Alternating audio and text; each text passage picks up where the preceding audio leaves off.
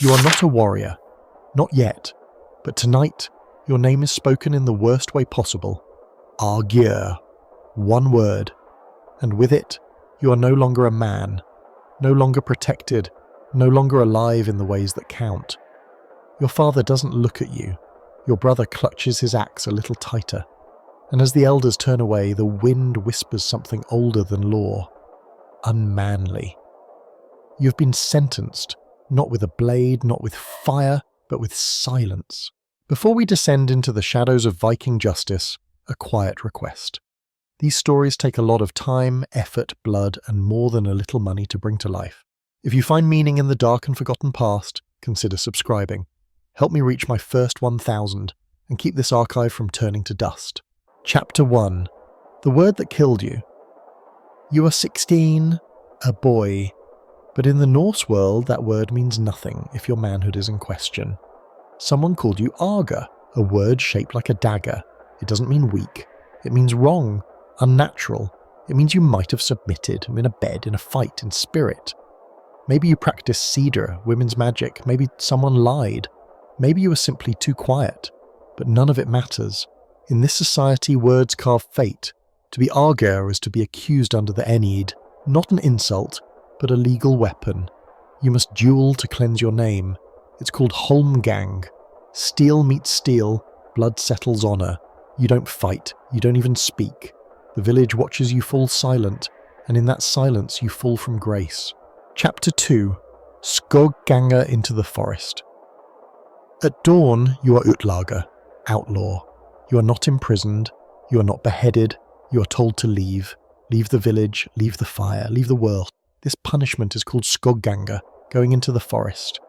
You take nothing. You are given nothing. No one touches you.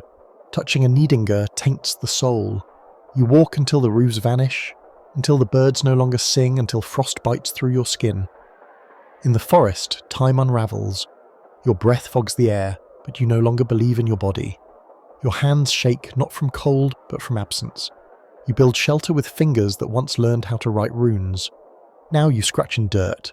You eat roots, trap mice, drink from streams. Your skin hardens, your hair tangles, you forget your name, wolves follow your scent. You welcome them, at least they do not lie. Chapter 3. A Wolf in the Law. Winter comes. You survive the frost, but not the silence. In Norse law, you are as a wolf in the forest. Not man, not animal, just killable.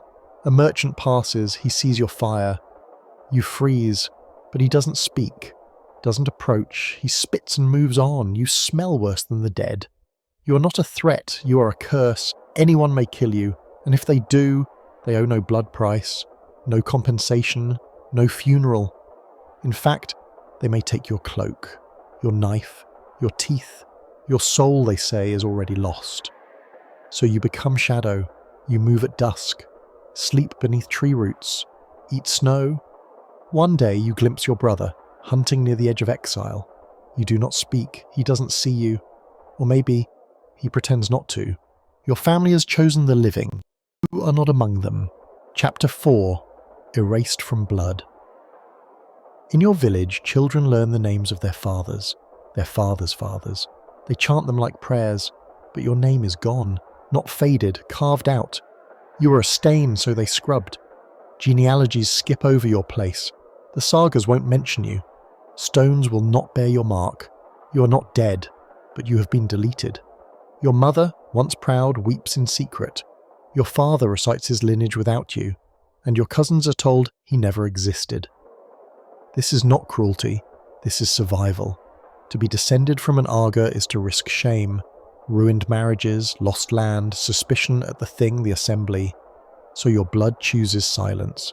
You are not spoken of because to remember you is to become you. Chapter 5. The Corpse That Breathes. You are 24, more bone than man, more whisper than breath. Your hands tremble when you build fire.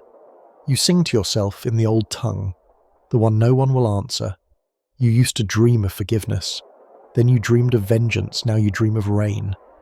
One morning a child appears, foraging with his father. He sees you.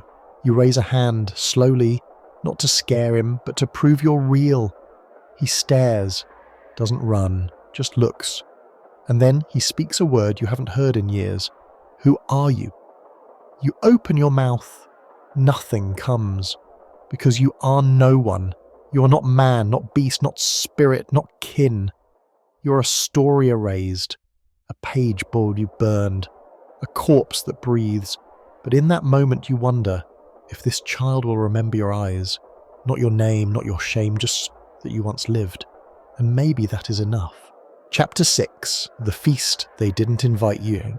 To snow still falls in your hair, but you no longer notice. You smell smoke, not danger, but roast meat. Laughter. Voices. You crawl closer through frostbitten underbrush. It's your village, or what used to be. A feast burns bright in the longhouse. Candles flicker in antler sconces. The chieftain's sons raise horns of mead. Your cousins wear new cloaks. Your father speaks. He's telling a tale, a saga.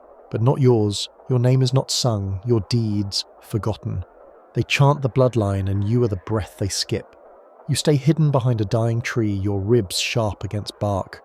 One child slips out to piss. He looks your way. You recognize the eyes, your brother's son. He pauses. You reach for him not with hands, with memory, with hope. He flinches, runs, screams. The feast continues, louder now. Your body shivers in the dark, not from cold, but from absence. You're so close to warmth, to family, to the sound of your own name, but you were buried without a grave and no one noticed. The name they took from you. This was the Norse world's quiet brutality, not just death, but deletion. A fear not of violence, but of becoming nothing. To be Argr was to lose everything. But the question lingers, what did the men who survived remember? What did they pass on, in whispers, in silence, in sons who would never know their names? And what happens when a different empire does the same, to boys chosen for pleasure, power and silence? Click here to uncover the dark past of male Roman concubines.